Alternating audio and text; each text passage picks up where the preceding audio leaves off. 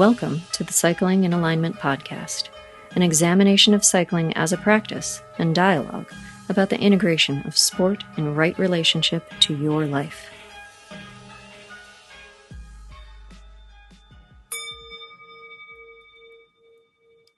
Greetings, space monkeys. Did you know that you can go to my website, colbypierce.com, and book an integrative bicycle fitting?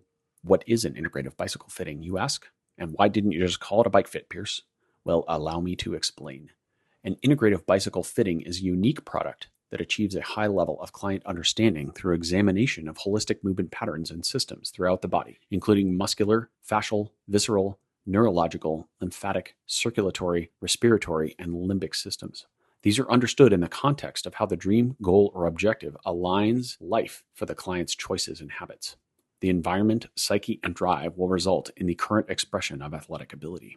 This product was created to serve riders who have not found satisfactory results from conventional fitting methods.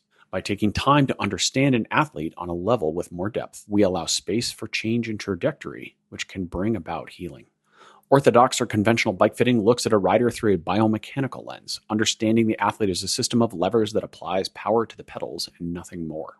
Ostensibly, when the relationship of these levers is optimized, the rider will perform to their potential. If a rider's challenges fall outside the scope of this model, often the problems will go unresolved.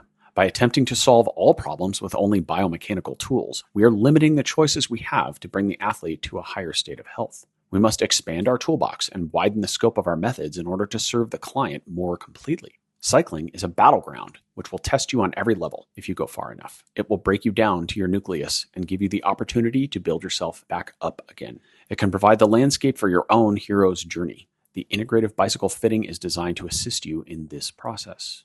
A session will take about 6.5 hours and have 4 phases. Phase 1 is observation. We meet at the Fit Studio and go for a ride of about an hour. During this ride, I will take video footage of you in the real world. Then we will return to the shop for a comprehensive holistic movement assessment and more video taken indoors. Phase 2 is discussion, education, and mapping. In this phase, we discuss what we learned from our video footage, and I educate you about your current movement patterns. Then we decide the course of action and discuss recommendations.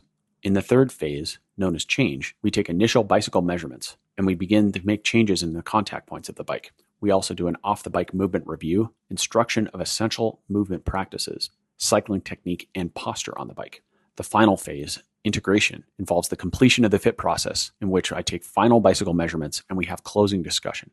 If you want to read more about my integrative fitting sessions, please visit colbypierce.com, click on services, and then you'll find the link to integrative bicycle fitting. You'll also see a link to my scheduling calendar there. Thank you for listening, and please remember to always think critically, act intuitively, and pedal consciously.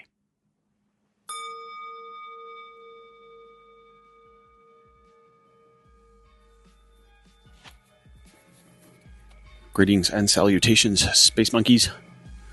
Somanauts, that is, those who explore the body. Neurotransmitter junkies. I'm in that category too. We all are as humans, really.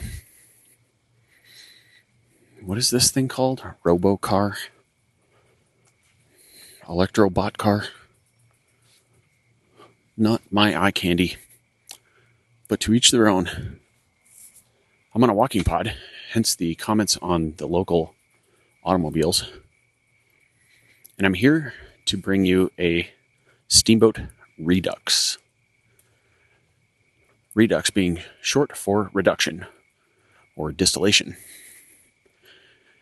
And I have some thoughts I want to share on Steamboat 2024 because I learned things, and you just got to take a moment to appreciate the fact that I've been racing for 40 years and I'm still learning shit. Which either means that I'm really open to new experiences and still having them, or I'm a slow learner, which is also possible. I mean, it took me a long time to start winning races. I was definitely a late bloomer in the sport of cycling, no question about that. And depending on from which lens you view, I may have never really bloomed. That's okay. Or maybe it just means that I was gifted a new experience. And so be it. So I want to share some of the things that I figured out in Steamboat in hopes that they might be insightful for you, or at a very minimum, entertaining. I'll do my best to keep my thoughts coherent. Got a little bit of a headache going, which is pretty unusual for me.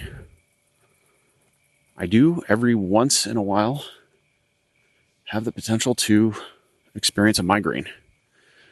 And years ago, I figured out that migraines were likely to come about when I drank rosé wine, which I didn't do very often. But there seemed to be a pretty direct correlation after 2 or 3 instances of drink rosé, get migraine. So that was a pretty easy problem to solve. Stop drinking rosé. Not a big crime in my book. Rosé wasn't my favorite beverage, so easy to do. But tonight I had a very, very small amount of sake, which is a beverage I have enjoyed on previous occasions without negative consequences, or certainly not migraines anyway. I don't do well with a lot of alcohol, and I do not drink much. Not by most people's standards, nor by my own. But tonight I was having a little sake with dinner, and immediately it sort of hit me the wrong way. Really felt this sort of headache in my frontal lobes. Kind of a diffuse discomfort. So I poured the rest out, and then I began to get the visual patterns that are associated with migraines. I'm forgetting what they're called at the moment, but it's like a alternating black and white geometric sort of fractal-y kind of thing that happens. Not the most pleasant experience, and those seem to have subsided now. I think I'm going to live. I don't think my head's going to split open. It wasn't a terribly painful headache by any reasonable standards. I know people who are migraine sufferers, and they can be quite significant in scale. So I'm grateful I'm not in that category. But it does make me think that I might not drink any alcohol for a long time. I don't drink much. I think alcohol is straight up poison, although I do enjoy a nice glass of red wine once in a while. In particular, if it's biodynamic or consciously procured. But I think I'm going to put the brakes on for a bit and just not consume alcohol, de-imbibe. So there's that. This year I did race the black horse at the Steamboat Gravel Race, or Steamboat GRVL as it's known, because vowels are so 2003. And I have to say the race is really quite lovely. Amy and her staff do an amazing job of putting it on. I'm sure many of you know that there was some controversy around the race, or controversy, due to some pushback from the local farmers around the timing. And guess what? Bike racers doing all the bike race things, including urinating in people's yards and throwing trash everywhere and riding 6 abreast and taking up the whole goddamn road. So good job, guys. We've shot ourselves in the foot again.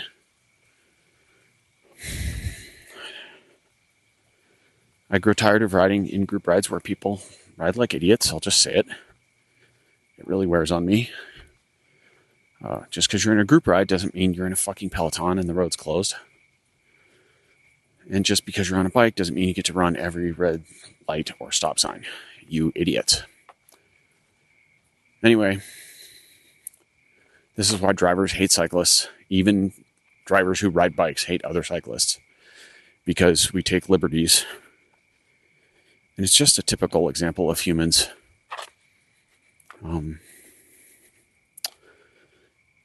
taking the freedom that they can get away with. And that mentality simultaneously makes me a bit frustrated and also a bit sad. Do better. Be better than the Gap Cow.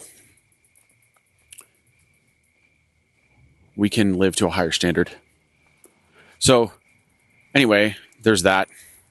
I was a bit disappointed to get to Steamboat and see how many signs there were posted locally indicating that gravel should not exist. It was like a gravel racing with a red line circled kind of situation, and a protect route county from gravel, which is an interesting way to phrase things because it implies that people think that gravel is going to threaten a county.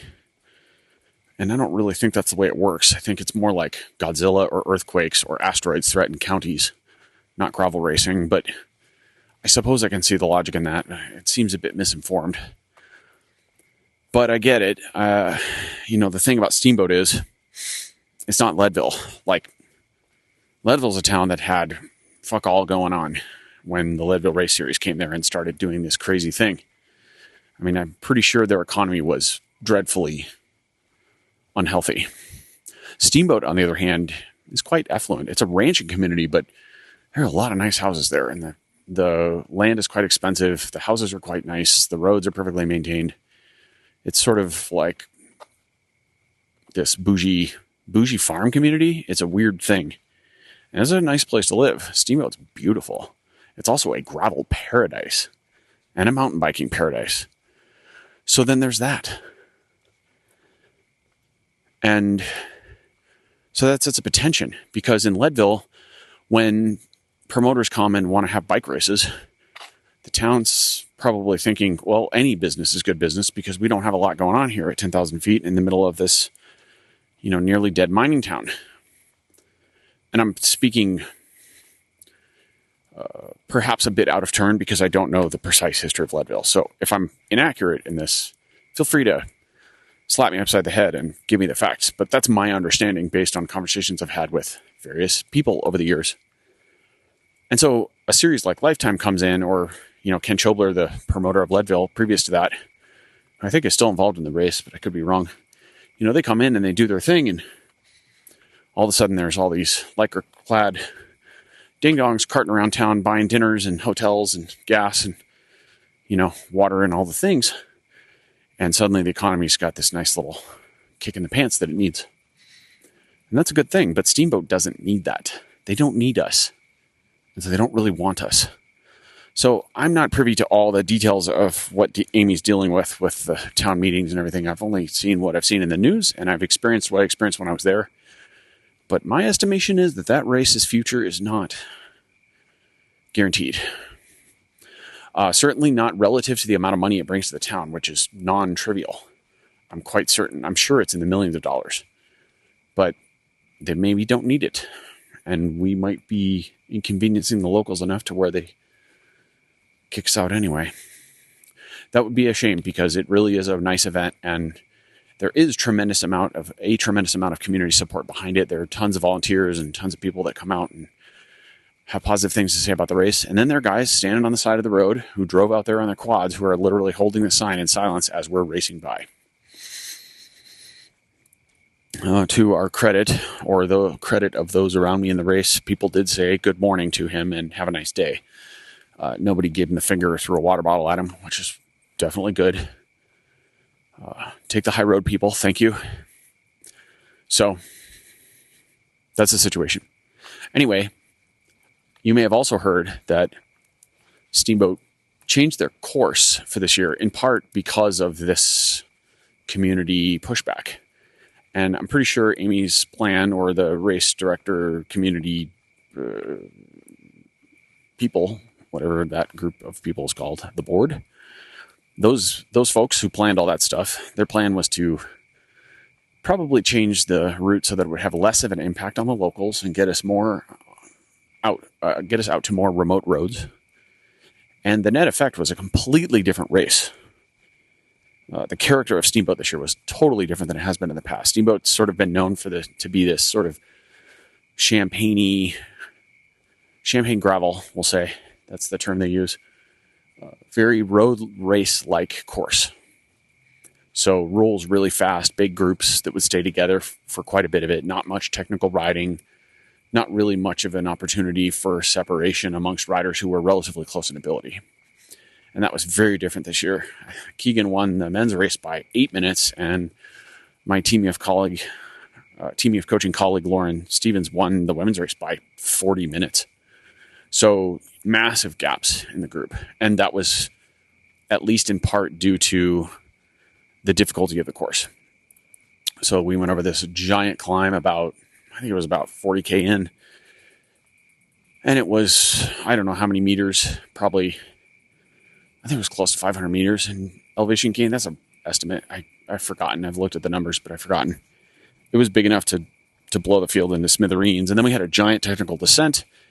But then after that, there was a whole slew of new roads that we went on that were sandy and deep. There was probably a half-hour section of what I would describe as brown sugar kind of sand, about 3 or 4 inches deep, really soft, challenging riding.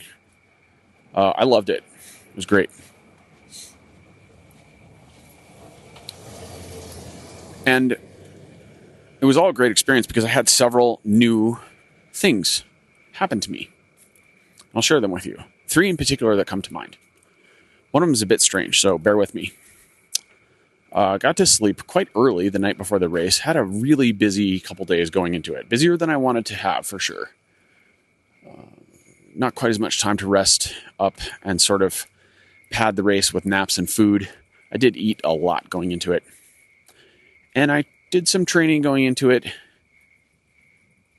And on, I believe it was Wednesday, I went out and did a ride that was a bit hard. It was only a couple hours long, but I did quite a bit of tempo, and then I smacked it for about, ended up being a 16-minute effort at threshold. And the day before, I did a 5-minute effort.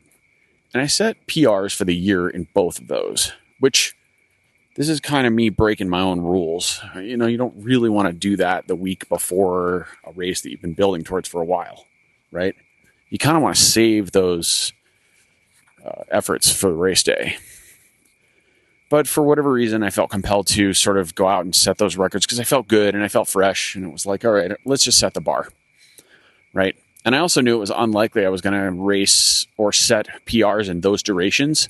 Or if I did, they wouldn't be true PRs. They would just kind of be a function of me going over a 5-minute hill or whatever. But you don't go that deep in a race that's 125 miles long, which is what the black course was. Or at least if you do, you screwed up. Or maybe you do, and then you're just going to win by 8 minutes. I don't know. Maybe Keegan does that stuff. I don't. So I went and did that on Wednesday, and then I drove on Thursday, and we pre-rode the hill. And then Friday came, and it was like, ooh, things are a little crispy. I'm going to ride real easy. Maybe I'm missing a day in there. I think Friday I pre-rode. Yeah. And then Thursday I worked all day. Friday I pre-rode. Saturday I hit the brakes hard and barely rode, as little as I could, but I still had some obligations. Did a POC talk and some other things like that. That went well. And also did a talk at the POC trailer, and that was nice.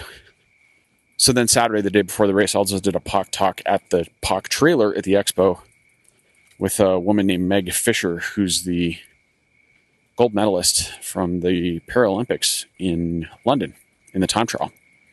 That was the first time I'd gotten to meet her. She was quite interesting. We had a good talk. We kind of answered some questions for some people who are wandering around the expo. And she's supported by POC, so it was a nice cooperative moment for us.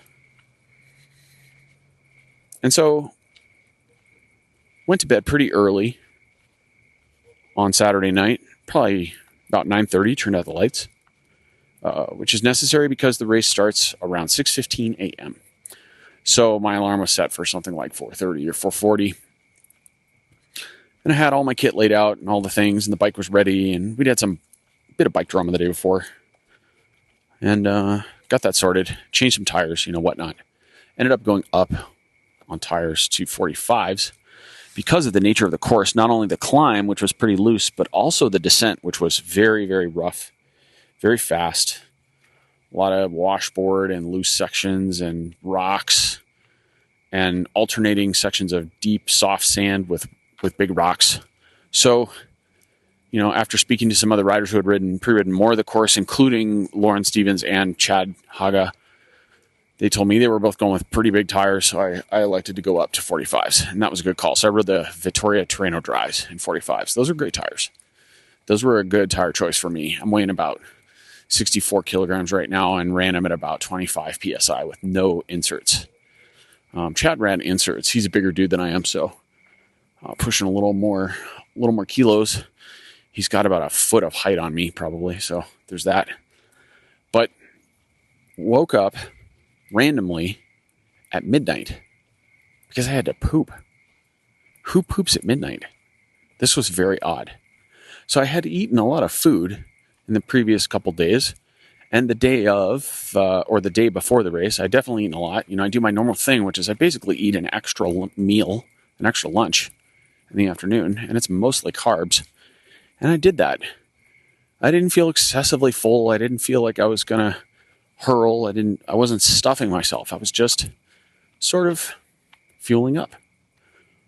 I woke up at midnight and took this huge poop. It was very odd. I've never had that happen before. And at first when I woke up and I realized what was going on, it was like, oh man, this is not good. Do I have food poisoning or something? Like, did I eat something bad? And that wasn't really the case. Things were normal. They just happened at a very odd time. That is midnight. So I'm not sure what that was all about. And then, okay, will I be able to get back to sleep? And I fell right back asleep afterwards. Okay, so life is weird sometimes and your body does things that you don't predict. Cool. There's me opening the kimono for you, talking about my bowel habits. And then I woke up, had breakfast, felt normal, organizing the things, get to the line, everything's somewhat normal. And, oh, here's some sirens coming. I don't know if you'll be able to hear this. I don't think they're going to be too close, so I'll just keep rolling. So then I start the race, and it starts out really quite fast. And Steamboat always starts out fast, but this year it seemed faster to me than in years past. Now, I didn't go back and look at speed data. The first 10K of the race are the same, so I probably could check that.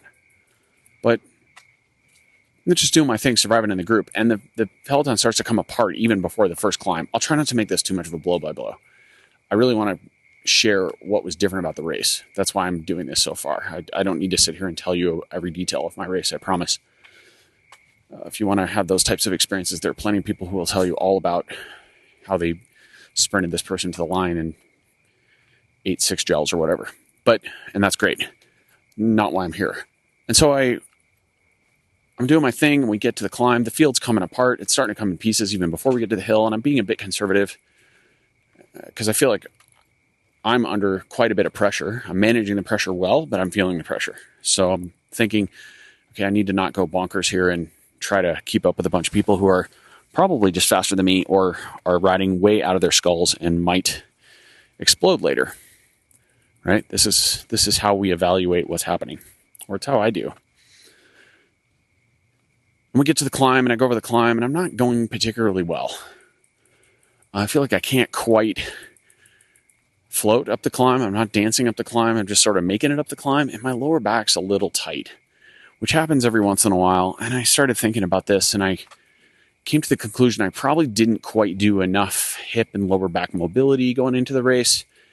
I did do quite a bit of sitting. I mean, you always have to sit a lot going to races. Steamboat's about a 3.5 hour drive for me, so I had that in my legs on Friday. Then we drove out to pre-ride the course. Then I had a long dinner that night. Then, I sat in the expo for a while, and I sat again doing my talk for Puck later on that evening, and some other sitting here and there, and blah, blah, blah. So, that's all part of the experience, but you have to offset that with the appropriate hip openers and lower back openers. And I probably didn't quite do enough of that. And sometimes when my back gets a little tight in these situations, if I just kind of ride through it, it'll loosen up. The problem is sometimes you lose a bunch of time during that process because you can't quite open the throttle all the way. And that's what was happening here. So I'm kind of riding up the climb going, I'm sort of pinned, right? That's where I was. I was a bit in the box. Not the suffer box, but couldn't quite hit the gas. So, okay, fine. Get over the top. And I had the second thing happen to me that's never happened to me ever. I've maybe lost one water bottle in the last 5 years. And that bottle was a Kigo bottle, which you've maybe heard me talk about these bottles on other podcasts and episodes, but this is a flexible titanium bottle. They're the best bottles on the planet. You can only get them in Europe. I managed to get a box here in the US. I covet each and every one like it's a precious gemstone, because it is. And they're amazing. You don't know how much your water tastes like plastic until you drink out of a bottle made of titanium. The water tastes completely different. It is 100 times better. So if you have the chance to get these, I recommend it. They are very hard to come by, and I just got an email from Kigo last week saying that their factory caught fire. So this is a huge bummer, because if they stop manufacturing and the company goes out of business, we will be at a loss. I actually made an effort to try to get them imported into the US at one point, which did not work for various reasons I won't go into. But anyway, this is a magnificent product, and if we lose it, we are worse off for sure. So I have my Kigo bottles in there, planning to refill them. And my strategy was not to use a pack. It was to do 3 bottles, have one in the pocket. I was going to drink that early, and then refill the 2 Kigos for the remaining section of the race. And both of them ejected out of my cages in the first 50 meters of the descent, which is unheard of. And I almost turned around. It would have been a dreadful mess for me to turn around, because I would have had to have changed gears in the middle and probably do a U-turn in the middle of a descent with riders hurtling at me. So mostly I was thinking about safety. Would not have been a good idea for me to flip it in the middle of that descent and then ride back uphill and find them, and God knows where they were. And then by the time I do that, that could be a whole thing, right? So, but the primary reason was I'm thinking I'm going to get T-boned by somebody, and I don't want to get T-boned, nor do I want to have someone T-bone me and ruin their day, or worse. So I kept going. And then I'm filling my single bottle at pretty much every aid station. Steamboat is a marvelous race, and they have great support, but they don't have bottles at their aid stations. Now, I could have easily picked up someone else's discarded water bottle, but I wasn't quite that desperate. No offense, y'all, but I don't need to make out with someone else's disgusting race slobber on their bottle. Yeah, I could have washed it off, etc., blah, blah, blah. Anyway, I made the choice. It's just to keep refilling. So, fast forward about 5 hours, and I get to the final 35, 40K of the race. And the third thing happened to me that's never happened ever to me in 40 years of bike racing. I had epic bilateral quadricep cramps that came on very suddenly. I was on a long descent where I was pedaling, and both legs felt like they were simultaneously hooked up to a car battery. And that made my head explode, because I've done Steamboat 3 times. And in the previous years, it's been longer duration. This year, the course went down from 142 to 125 miles. So that's like 230K down to basically 200. And here I was, completely incapacitated on this descent. I had to let the group go that I was with. And it wasn't a day where I had big expectations about performance at that point, because I'd basically been working my way backwards through the groups as I rode, due to the fact that I was stopping at every aid, and most riders weren't. So I would lose the group and then find another one, and then lose that group as I stopped at the next aid, and then find another one, etc. So, it kind of was what it was. And that's fine, you just go do your race and do the best you can. But when the cramps came, the quads locked up. I just had to coast for a while. Then I was able to just kiss the pedals barely to get to the next aid, which wasn't too far away. It was a couple K.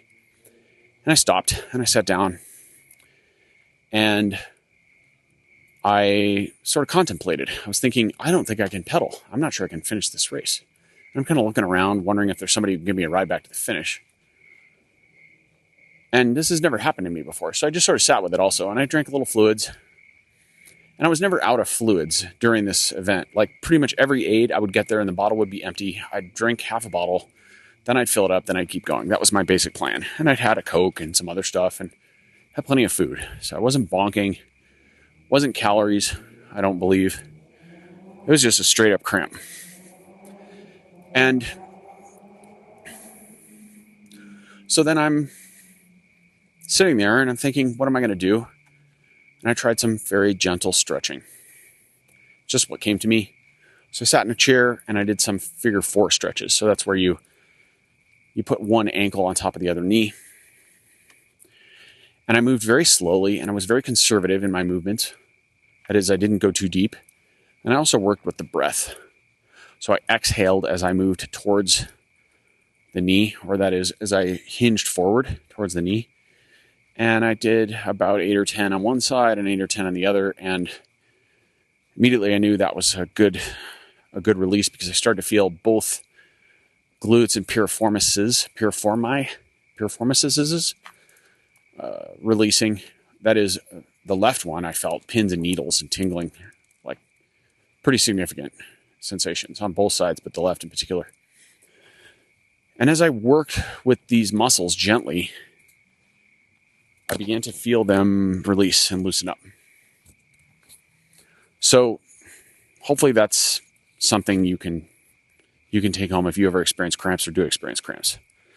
I think sometimes people think that they can't loosen the muscle, and a cramp is fundamentally, it's a form of panic in the nervous system. This is how I see it.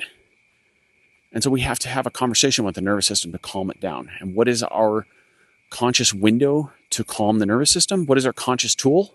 It's breath. Breath regulates the nervous system. It can upregulate or downregulate the nervous system. And so if your nervous system is freaking out and panicking and it locks a muscle up, well, we got to let it know that it's okay. And that the muscle doesn't need to lock, and that we're going to keep working it gently. And so this is why it's critical to work with the breath. And when I say work with the breath, what I mean is nasal breathing. Right? So whenever I ask someone to do any mobilizations or pre-rad activations, and we're really trying to open a joint or make things work better, I'm really encouraging them to work with the breath. Always breathe nasally. That means mouth is closed. And the rule is no pain face, ever. If you're making a pain face, you're going too deep. That is, well, it's a pain face, like a grumpy face or an ouchy face or a riding hard face. And if you're holding your breath, you're going way too deep. So we have to back down the intensity. This is how you're going to let the nervous system know that it's okay to increase joint range. And in case you're kind of not following what I'm talking about, one more point to illustrate this. Peter Attia talked about this on one of the podcasts I was listening to recently, or maybe it was his book. I can't recall, but this is a well-known thing. The thing is, you go into surgery, and before surgery, we'll say, you give a person a certain flexibility index, a test. So you have them keep their knees straight and reach for the floor. And maybe our person is dreadfully inflexible, so they really cannot come close to putting their fingertips on the floor, let alone placing their palms on the floor, right? So they've got a big restriction in their hamstrings.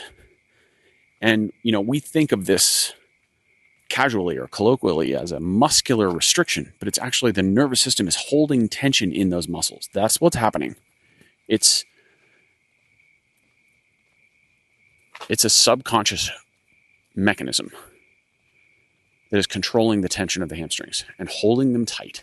And the reason this is the case is because the nervous system, the perception of the nervous system is such that if those muscles were allowed to be lengthened, you would be injured.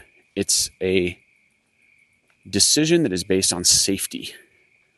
The function of the nervous system is to keep you safe. It's to keep you from being injured or dying.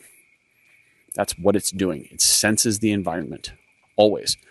The temperature you're in, the pressure, the humidity, the sensations. That's why when you touch your hand to a hot stove, your nervous system will immediately commandeer the action of your muscles to withdraw your hand as fast as possible to prevent further injury, right?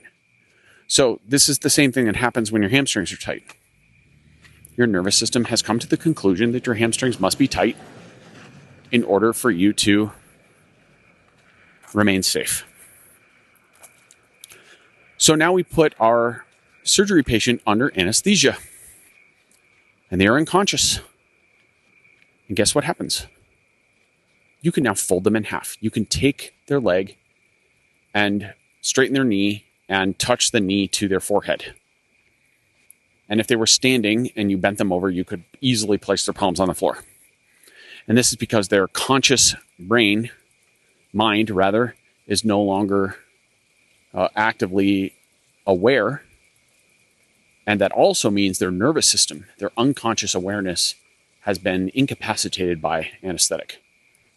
I might be butchering or misrepresenting a bit of that process, but that's the fundamentals of it.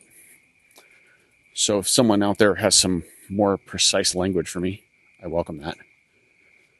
And I'll say that my own verbal access bank is not quite as sharp as usual tonight. Probably because of sake. So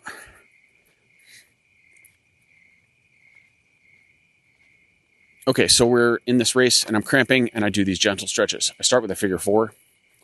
Then I do an alternating hamstring stretch. So I stand up, I'm straight-legged, and I place one foot over the other. Right? So I'm cross-legged, and then I do a forward bend. And so one hamstring will get quite a bit more stretch than the other. And again, I'm working with the breath to very gently feel length come back to my hamstrings. And then I do one more series of stretches, which is where I'm standing and I grab one ankle with the same sided hand and pull it behind me so that my ankle is pulled towards my butt. And the first time I did this, both my quad and my hamstring on that side lit up like crazy. And I had to really be gentle and be patient and let it come.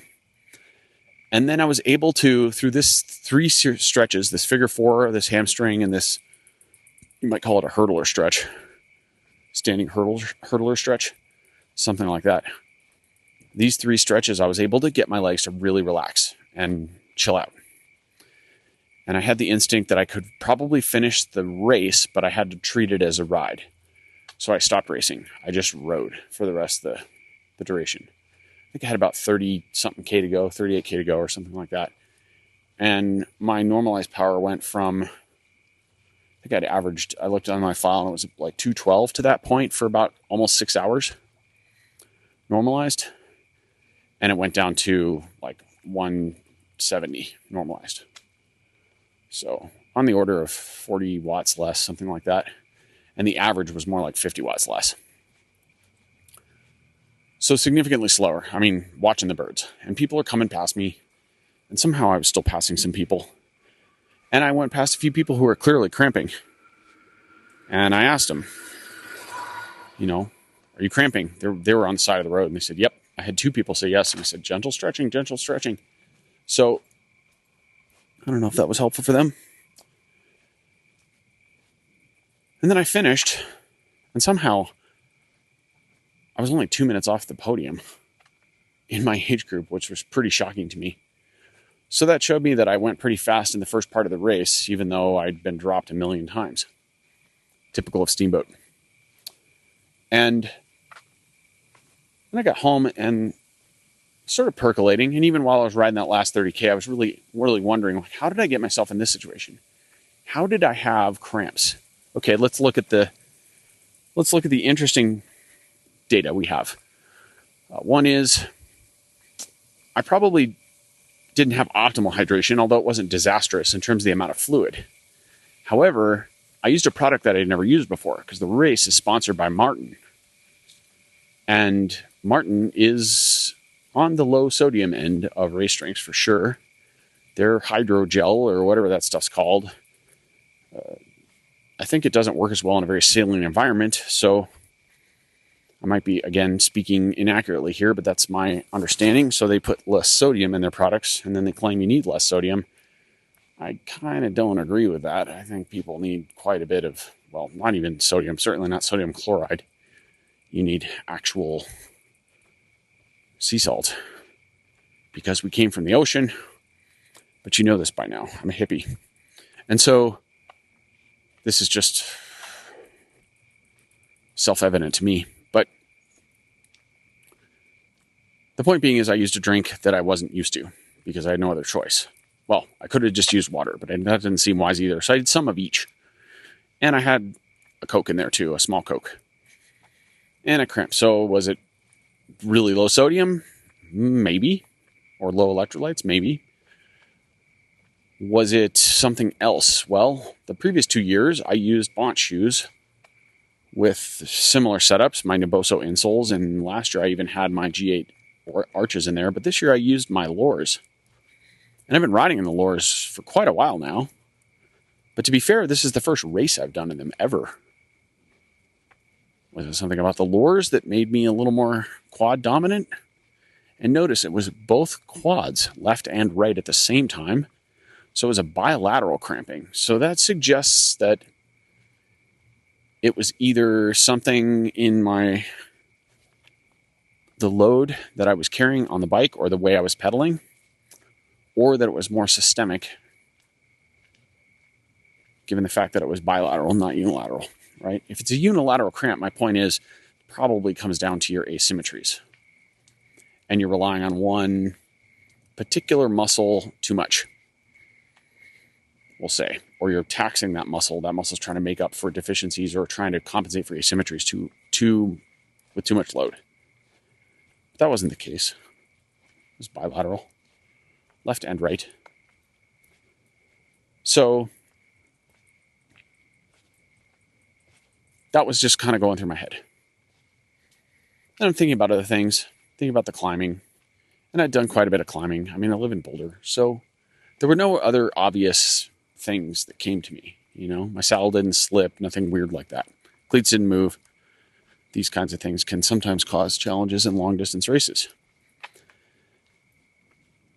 And so then I got home and I looked at the data. And this is interesting because I made my PR power for 2024 for 90 minutes and 60 minutes from the gun.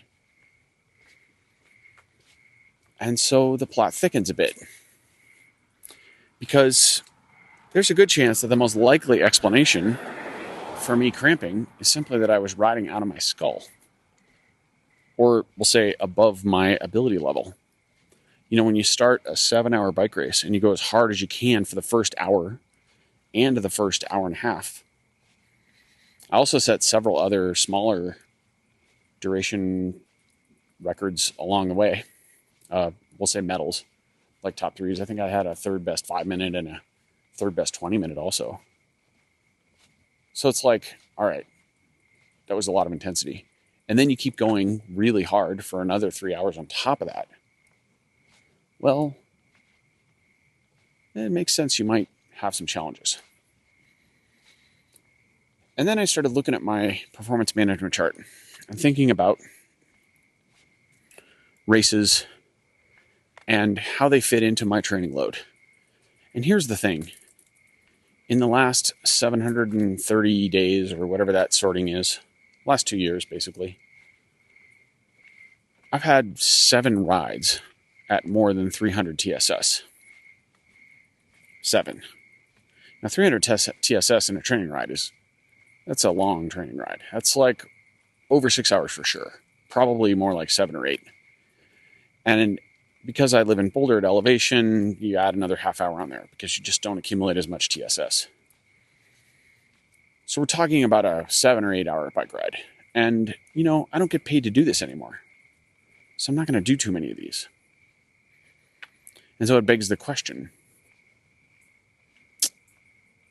do I have any business racing a race like Steamboat Gravel where my TSS is going to be around 430 or 450 for the day when I've got 7 rides that I've done in the last 2 years that are over 300, and my longest training ride is something like 280, which was a 5 or 6 hour ride, which had some hard efforts in it. it really made me kind of reconsider the current culture of gravel a bit, or not reconsider, but just consider. And I've said this in the past, like, I don't think the 200 makes much sense at Unbound. I mean, that's a ridiculously long event. And for someone like Alex Howes or Nathan Haas or, Keegan Swenson or Lauren Stevens, like, that's great. You are professional athletes and you get paid to ride your bikes and go train, and you want to go on 9-hour bike rides to train properly for an event like that, then that's what you're going to do if that's your discipline.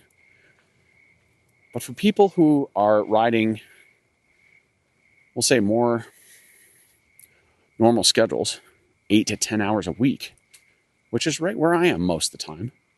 I have occasional 12-hour weeks, and, every once in a blue moon, I'll do a 16 or something, especially at camp. When I go to camp in Girona this fall, I'm sure it'll be a 16 or 18-hour week or whatever, maybe more. Does it make sense for me to be doing races that are 100 or more TSS points than my biggest ride?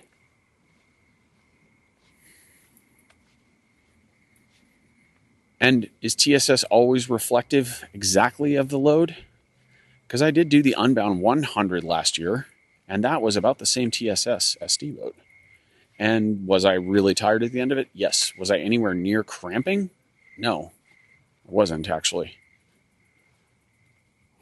Was I amazingly well hydrated and fed in that race? No. There are far fewer aids there, actually. So, we have all these confounding variables.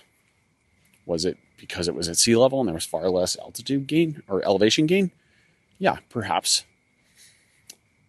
That could play a role. Not quite sea level, but compared to Steamboat it is. So, we have to consider all these variables in our projection or our estimation of how race load impacts physiology. And Steamboat and Unbound had very similar TSSs, but very different outcomes. And I've had this conversation with a few people, and immediately they're sort of asking me, was it hydration? Was it salt? What was it? What was the answer? And I think this is part of the interesting aspect of the discussion. I don't think there is an answer. I think it's multifactorial. People don't really like that. People want a simple answer. And the longer I partake in this sport and the longer I partake in bike fitting or try to help people in bike fitting, the more I come to realize that the most obvious, generic, and often correct answer is it depends, or a little of this and a little of that. Little column A, little column B. I don't think I can point to any one thing in Steamboat and say definitively that it's what caused me to cramp. There probably is some percentage of responsibility for the fact that I was drinking Martin. And it could be just simply the unfamiliarity of that mix in my body, but it might be the low electrolyte content. There's probably something to do with the fact that I rode really, really, really hard for the first hour and a half, sprinkled with lots of other hardness throughout the race. And then there's probably, I'm walking past the school right now, and there's literally a biometric camera at the door. I don't know what to think about that. I guess it's just the world we live in.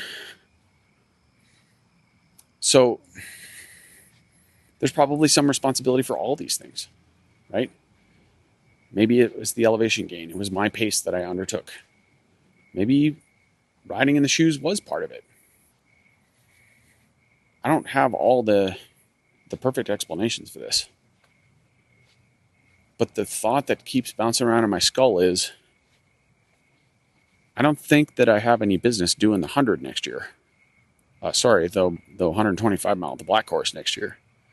Because I don't think that racing events that have that high of a TSS is really a healthy thing. And that's based off the fact that it is almost 1 week later, and today I went for a 2-hour road ride, and I can still feel that effort in my legs. No question. My muscles are still experiencing some soreness and damage from Steamboat. So that's not really a balanced outcome, right? It's one thing to be tired after a hard bike race. It's another to carry fatigue for a week. Now, I've had a pretty hard week of work and some early mornings, and it's not like I sat around and got massaged all the time. I did have a pretty good battle with my push mower yesterday, partially because I didn't have time to mow before I went to Steamboat. So grass is wet, grass is long, had to fight that thing a bit. And as weird as it sounds, I like the push mower because it's just another form of exercise for me. Get to be out in nature, touching the earth with my naked feet and getting some sun and doing some work at the same time. So I don't mind it at all. But the fact that mowing my push mower lawn left my legs a little sore tells me that I'm still coming back a bit. Have not felt fresh since the race. And I don't think that's how I want to have my relationship with cycling evolve or be. I prefer to enter races where I can race the entire time to the line. Now, some of that is my perspective as a racer, right? And I don't fault anyone who wants to go to an event and compete to finish. Wow. So many cars driving up and down my street. If you go to Unbound and your goal is just to finish, we'll say, or not just to finish. Let me rephrase that. If you go to Unbound and you want to enter the 200 and your goal is to complete the 200 and you are smart enough to know that you have zero probability of keeping up with Keegan Swenson even for 1 kilometer, and you're going to let the race develop as it develops and ride your own pace, that's a very different experience than me going to Steamboat and actually trying to win the 50 to 59 old man who cares race, which is, to be fair, what I tried to do this year.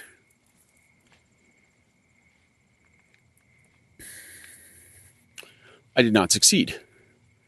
I cramped and flamed out. That's fine. It was a good experience. And so these are different perspectives. But I think the middle ground is where things get dangerous, where people show up to a race and maybe they're telling themselves they're just there to finish, but they're actually racing for a while, and then they bury themselves. And then there's a cataclysmic explosion, and then we have to deal with extreme amounts of fatigue or soreness or some other challenges. I don't think it's healthy to put the human body through that level of stress. I don't think what I did was healthy for my body. And I don't need to put my body through that extreme duress anymore. It's not really a choice I want to make. So, am I saying I'm not going to race Steamboat again? No. I don't know what's going to happen next year. It'll probably depend on, the Team EF coaching agenda and what we decide will be best for that sort of equation. There's some considerations there, and we have some relationships with other partners and sponsors that we work with at these events. So some of it will come down to those discussions. But I'd like to go back to Steamboat. However, I don't think I need to enter the black course again. I don't think it's appropriate for my training load. In conjunction with my mentality, which is I'm going to show up and try to race it. Because that's just my nature. If I want to just participate or complete in a ride, I'll just go for a really long bike ride. I don't need to pay an entry fee or show up to a social event to do that.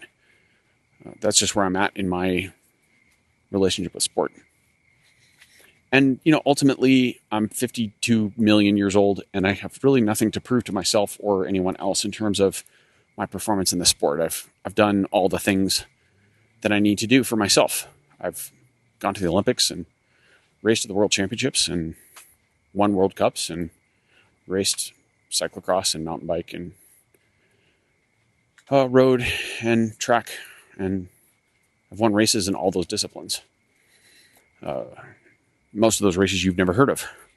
So there's a weird paradox there, because I've won a lot of bike races, like hundreds of bike races, but you've never heard of any of them. So what does that mean? I don't really know. And it's a nice place to be in, because it gives me a lot of experience and knowledge. And that's what I'm utilizing to teach other people. And so I'm sitting in a place where I don't have to feel compelled to go prove myself in competition. However, I do enjoy the process of competition. And when I have new things happen to me, then I get to tell you about them. And I hope you find that useful or interesting. So, maybe a bit of a rambling podcast. Probably more of a race report than I wanted to give. But maybe a few interesting insights for all of you out there thinking about your own racing goals and adventures. And if you have comments to share with me on my thoughts or my lessons, you know where to find me on the magical internet. Make the keyboard mudras. Go forth to the Instagrams. Send me a message. Also, I'll mention on my website now we have a new feature somewhere on that website. There's a little button you can push and you can leave me a message. You can record a voice memo and it will email me or email Joel or email someone on my team. And then I'll get the message eventually. And then I can respond to it. So if you want to tell me something about this episode or about your own experiences and you have a question, then fire the photons.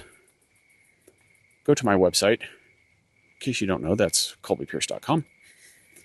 And send me a question. And we'll see what happens. Thank you for listening. Be well. Pedal consciously, think critically, and act intuitively. Signing off. Postscript on Steamboat Gravel Steamboat GRVL RDX podcast. Further thoughts on why I had a cataclysmic bilateral quadricep seizing. And thinking back now, full circle, it's actually pretty obvious. We have to apply Occam's razor, or that which is the simplest explanation is often the correct one. And I think this principle will serve us here. So I'm just flicking through the old data pile, the training peaks. And here's my Steamboat Gravel file. We've got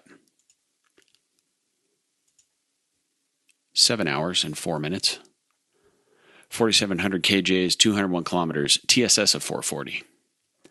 Normalized power, 213. That's an IF of 0.79. Power to heart rate of 8.24%. And I was looking over some of the other files from previous year's Steamboat, and the numbers are strikingly similar between this year and last year.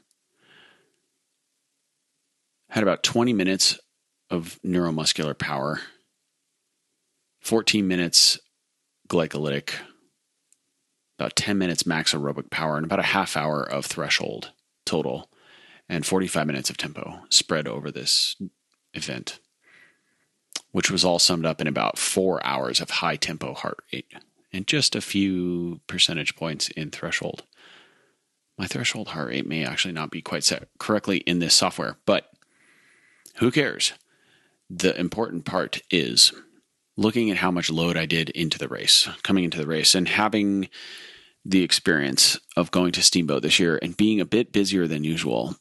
And also, really, this was a bit of a different run into Steamboat for me than in the previous 2 editions. The first year, that would be in 2022, that I competed in Steamboat, I basically found out I was doing the race about 72 hours before. Nathan Haas showed up to Colorado, and we sort of hypothesized he might be able to help me facilitate an entry, and that ended up being the case. And I began to suspect that might happen about a week before, but I really didn't know until 3 days before. So suffice it to say, I wasn't super prepared, per se. And to be transparent, I'm not in a spot where I'm normally training for events in a traditional sense. I've been racing my bike for over 35 years. So that's not really a task that I'm undertaking. That is to say, I want to enjoy a race when I participate in it. But it's really more about the practice of going through the race, having the experience, seeing the people, being in the peloton, rehearsing the thing that I've done for so many decades. It's about having the experience, not about the end result.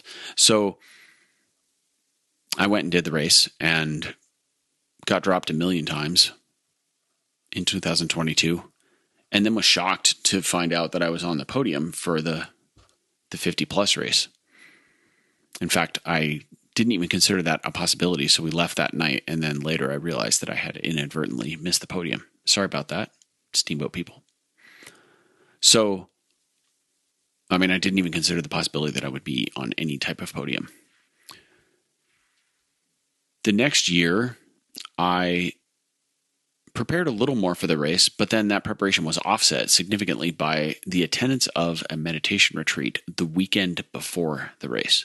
So I had a forced 3-day down cycle of training, detraining, we'll say, unloading period. The weekend before, I didn't ride at all for 3 days. And then I jumped on my bike and did some work the week of the race, and I almost kind of overcooked it coming in, just sort of barely managed to recover in time to put together a good ride on the day. Still, both years, I fell completely apart in the last, I would say, 20K of the race.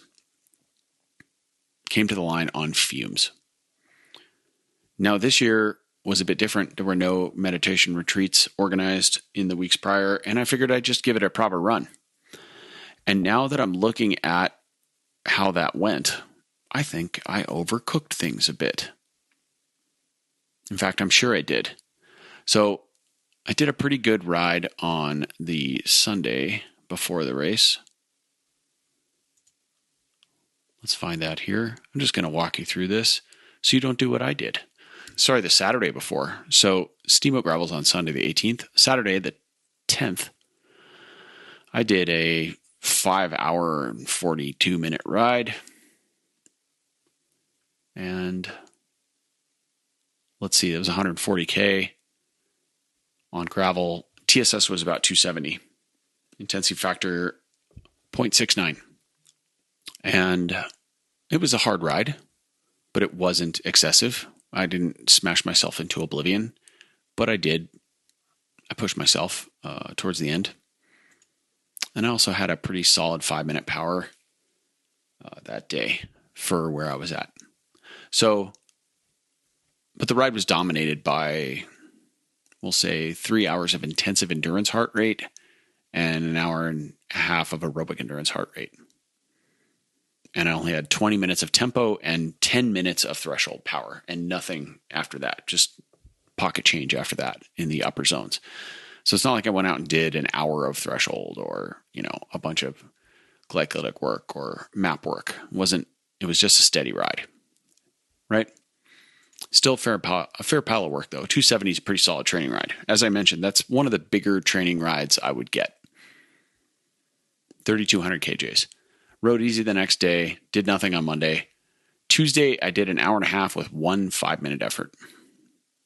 Wednesday, I did 2 hours and change with a fair bit of tempo and 1 16-minute threshold. Thursday, I did nothing. Friday, we pre-rode the hill. That ride was a little longer than we wanted it to be. It was about 2 hours and change and pretty easy overall. Saturday, I barely touched the pedals. I did an hour and 19 and about as easy as you can get. And I woke up Sunday and I felt good, but Friday and Saturday, I was having a few signs that I was carrying a little fatigue, to be real. And I was thinking this during the race. I was thinking, before the cramps, I was thinking, I probably overcooked things a bit.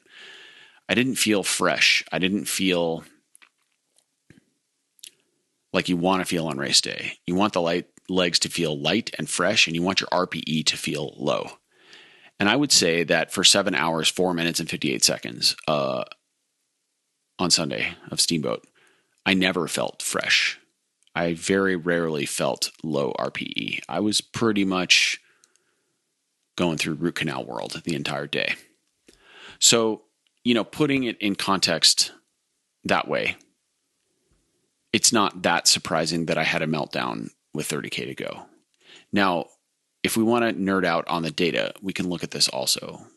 We can look at a few other variables. So for the last 90 days, my average duration on the bike was 9 hours and 21 minutes. That's pretty good. That's actually a little better than I thought. But if I filter that to 365 days, the plot thickens. I get 6 hours and 11 minutes. To be fair, I went to Japan in May for 2 weeks to visit my daughter and did not take a bike. And then I had some other time off here and there for this and that. So that's, 2 weeks off will really kill your average for the year.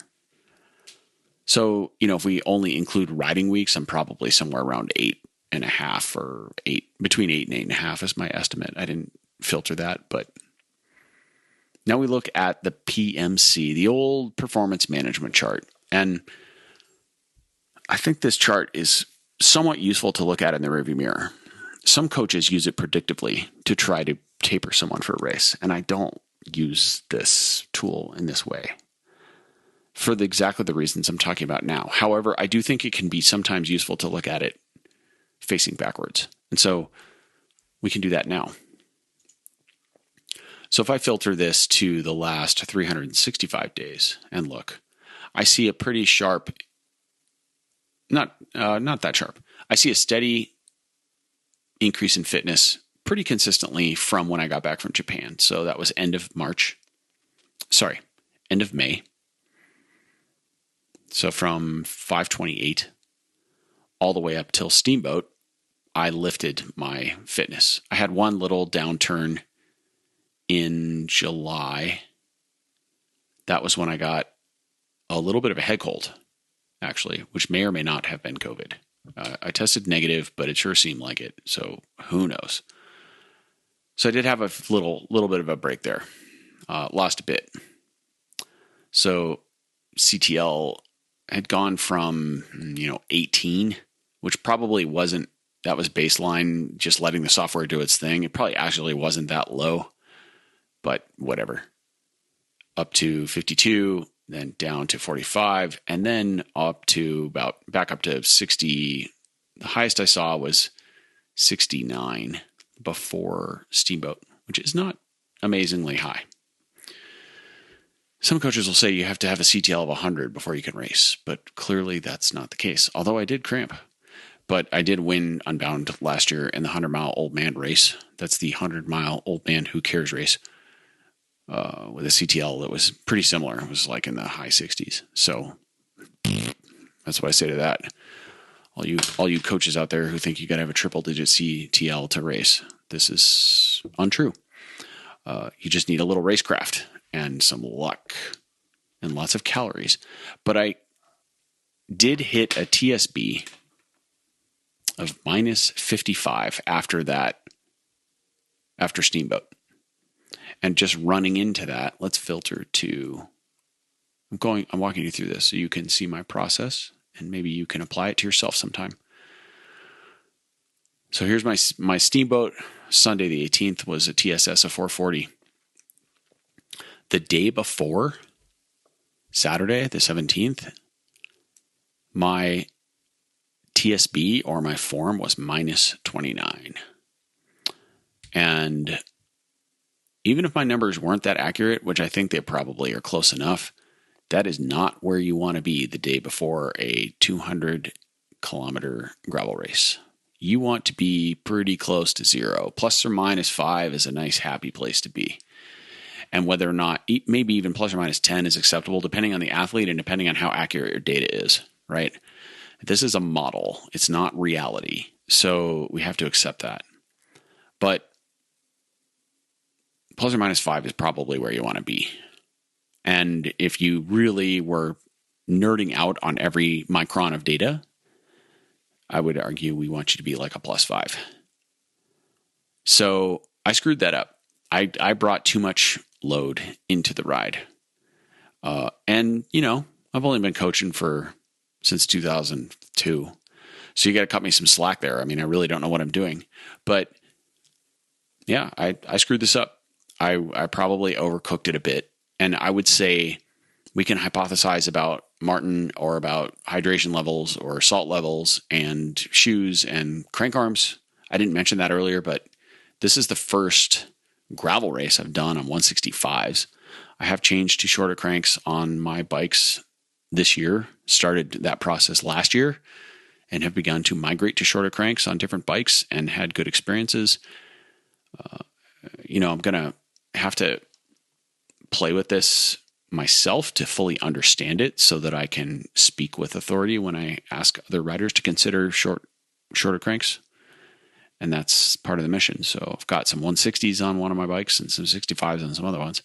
So you add all that up and you think, okay, what do we have that could cause this novel outcome of crimping? But the most likely one is just that I was a little bit smashed going into the race or carrying a little too much fatigue. And then I raced really hard anyway, in spite of the fact that I felt like I was dragging a tree stump around behind my bike all day. So I wanted to add this postscript to kind of offer that perspective. I think that's the most likely explanation. Too much fatigue going into the race. And then I rode really hard, and that led to a meltdown. There may have been some other contributing factors, but we got to apply Occam's razor here. I hope you found this episode a little bit insightful and I suppose illustrative of the fact that it's easy to add too much load onto our plates before a significant event. It's easy to think that we can do a little bit more than we can. I mean, if we look back at my week going into it, I took 2 days completely off and I rode really, really easy 2 days.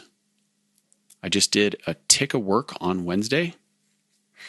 Well, really, it was a tick of work on Tuesday and a medium light day on Wednesday. I mean, 2 hours and 22 minutes, 50K, 136 TSS. So from a logical perspective, that may have been reasonable. But training is about context. It's about rolling load over time. And the week before, I did nearly 13 hours, which is a bit above baseline for me. That's why I was pointing out that I rode about 9 hours a week average for the previous 90 days. And I had a total TSS that week of 548. So really it's about applying too much stress relative to baseline. And if you're going to go into a bike race and sort of fake it, meaning you know that your cumulative fitness won't be really enough for you to be competitive over the entire duration, then you better damn well go into it pretty fresh. And what I did here was neither. I lifted too much at the end, and I also did not go in fresh. So, bad Colby, if you're going to show up to a bike race, freshen up a little more, your lesson for the day. I hope that's gives you some interesting things to think about. Thanks for listening. I'll cut it off there. I'll say it again, though. Pedal consciously, act intuitively, and most of all, think critically. Thanks for listening. Hello there, Cycling in Alignment listeners. I'd like to take a brief moment to speak to you about the podcast. As of this recording, I'm well over 125 episodes in, and this has been a multi-year project. And I'd like to say that I'm very grateful for the opportunity to have this podcast. And I mean, I suppose just about anybody could have a podcast now. But what I have is an opportunity to really educate people about the things that I've learned and have amazing discussions with so many guests on my pod. And I've got so many more episodes planned in the future. That said, this podcast is a challenge for me. It's a challenge to put it on, to find the time, and it requires financial investment. I've got to pay for an editor. I've got to pay for equipment. I'm paying for software, paying for all the things you have to pay for when you put a podcast out into the world.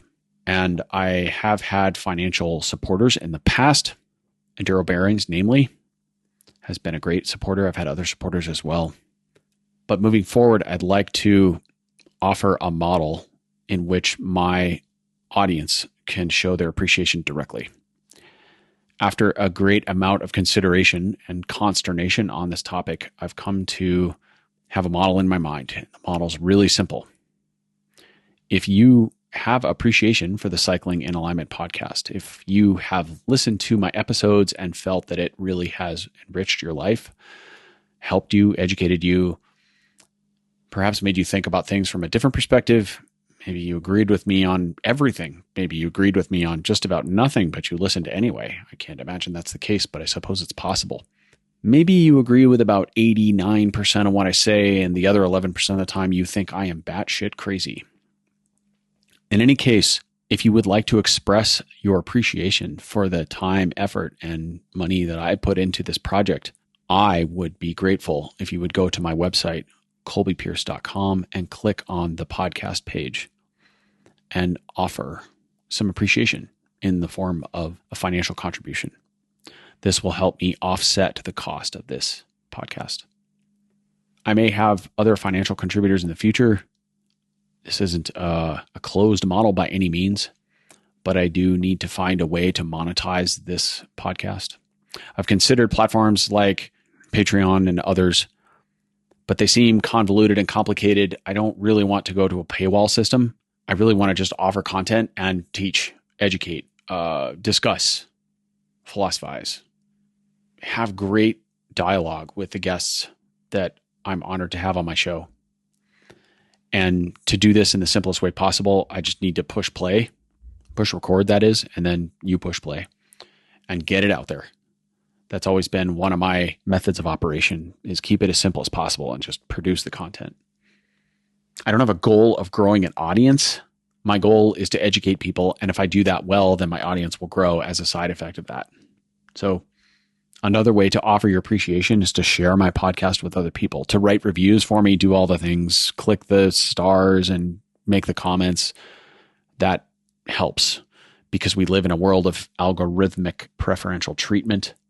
But if you want to move the dial for me, then please go to my website. That's colbypierce.com.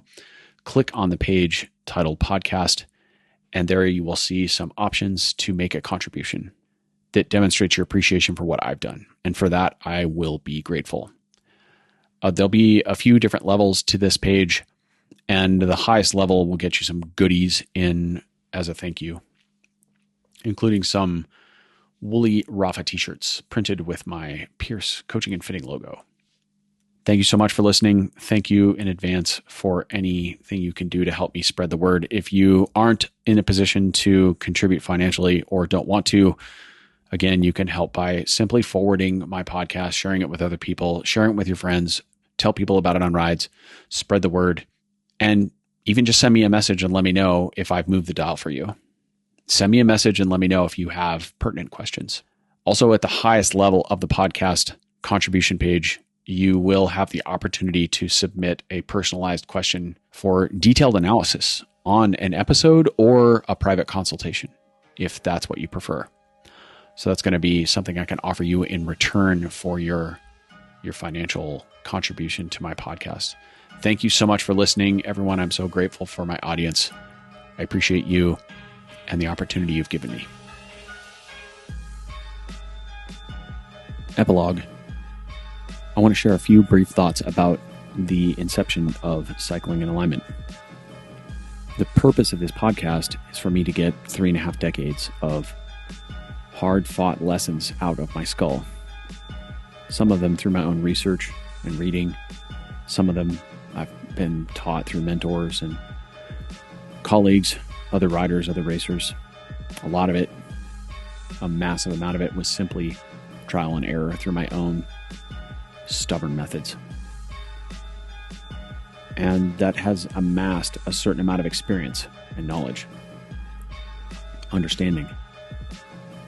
And while I think I'm reasonably smart and I know quite a bit of stuff, I want to make it clear that the opinions that I share on this podcast are belief systems built on what I've experienced to this point. And that some of those opinions are pretty strong, but they are also loosely held.